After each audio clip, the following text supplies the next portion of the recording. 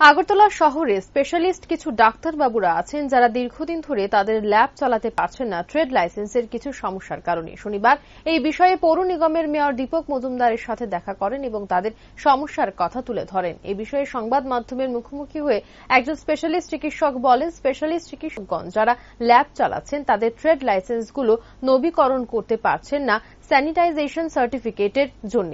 তিনি আরও বলেন, স্পেশালিস্ট চিকিৎসকগণ ল্যাব চালাতে গিয়ে অতীতে এই সমস্যা ছিল না। পৌর নিগমের মেয়র দীপক মজুমদার ডেপুটেশন প্রদানকারী স্পেশালিস্ট চিকিৎসকদের আশ্বাস দেন, পৌর নিগমের সভায় এই বিষয়ে কথা বলে সমস্যা নিরসনের উদ্যোগ নেওয়া হবে, এমনটাই জানালেন একজন চিকিৎসক।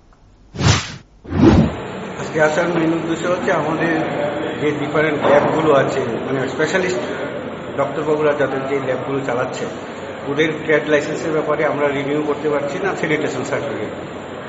এবং এত বছর যাবত এই প্রবলেমটা ছিল না। হ্যাঁ, এই প্রবলেমটা ট্রেড লাইসেন্স আমাদের লাগতো না, যারা স্পেশালিস্ট ডাক্তারবাবু ছিল ওদের ট্রেড লাইসেন্সটা লাগতো না।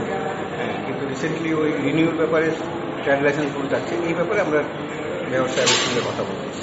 কি বলেছেন উনি বলছেন ওনার মিটিংয়ে ডিসকাশন করবেন, করে তারপর আমাদেরকে জানাবেন। কতটা ট্রেড লাইসেন্স? হ্যাঁ, কতগুলো? না, স্পেশালিস্ট ডক্টর তো প্যাথোলজিতে আমার ম্যাক্সিমাম হচ্ছে যারা ল্যাব চালাচ্ছেন 10 to 20 এর বেশি।